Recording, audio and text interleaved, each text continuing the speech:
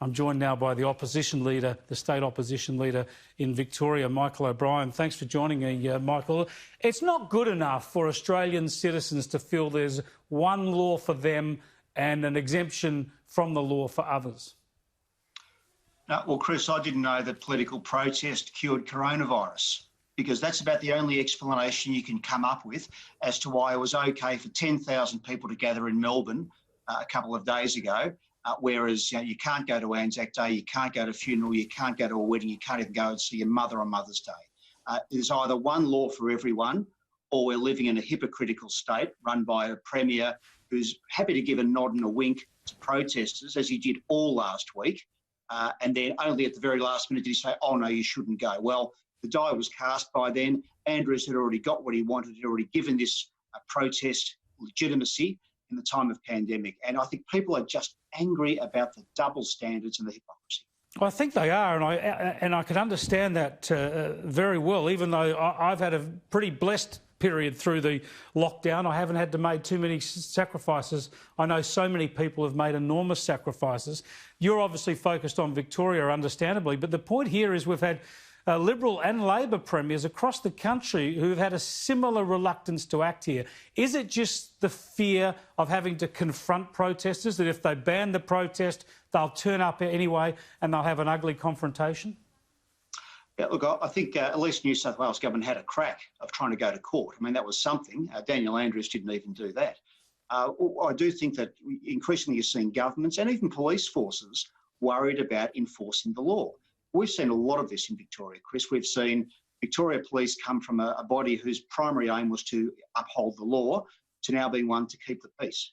And unfortunately, we're seeing that sometimes where keeping the peace is at odds with the law, we see blind eyes being turned, as we saw with the protests. Now, I don't blame the police for that. I think that they need political leadership. They need leadership from government that is prepared to say, we need to have one law that applies to all. And if you're prepared to fine a small business for having 21 people on your premises instead of 20, if you're prepared to send police to funerals to check that there's only the right level of mourners, for goodness sake, we should be enforcing the law everywhere, right across the country.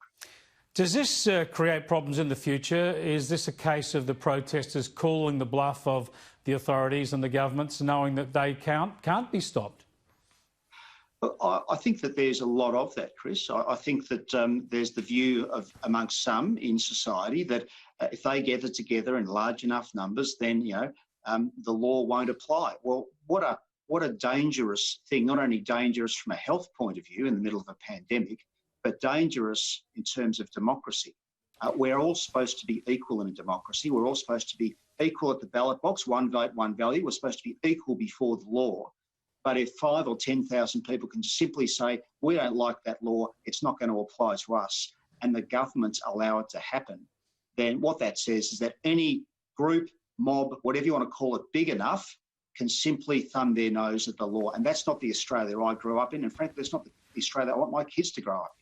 I suppose the comforting thing here, though, is because we are a liberal democracy, because we all respect freedom of speech, we wouldn't ordinarily be trying to ban a protest. It's something that you're never going to do. You might stop a protest going into certain areas for certain reasons, but ordinarily governments will never try and ban a protest. It's only in the case, you would think, of something like this, a health emergency, that you'd want to do that. You couldn't see this situation being repeated unless, of course, there was another pandemic. Look, you're right. I mean, one of the reasons I'm a liberal is that I do believe in freedom of speech and freedom of association.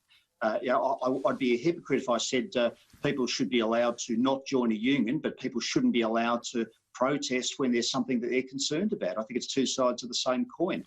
What I'm worried about is where you see, for very good health reasons, public health reasons, people have been told you cannot have mass gatherings. You just can't. And now that rule has been broken.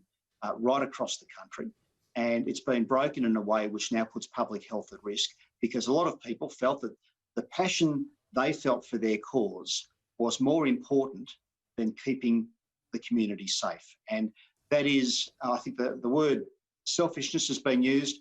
I think fundamentally it's probably right, because people, I understand they're passionate about their cause, but everyone's put at risk if this coronavirus gets a second wave. If it gets a second wave, we're all going to be back in lockdown, and we don't want to see that. So I'm just concerned that you had a group of people understand the passion about the issue, but we've all had to take a backward step on things we'd love to do because of the pandemic.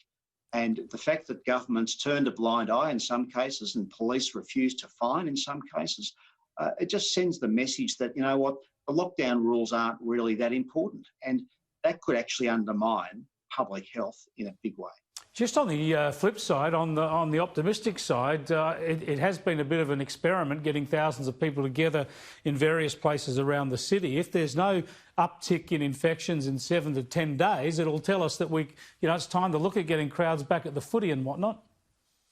Well, you're right, Chris. That's the other side of the coin. I mean, if you can have 10,000 people in Melbourne getting together and it doesn't lead to a second wave, then surely that sends a message that we can loosen restrictions. Now, that wasn't the best way to trial it, putting 10,000 people in the one space, because obviously if the coronavirus does spread, it's going to cause a huge amount of damage. But, I mean, if I see New Zealand has now declared they're basically coronavirus free, I see that a lot of states have had number of days with no coronavirus cases.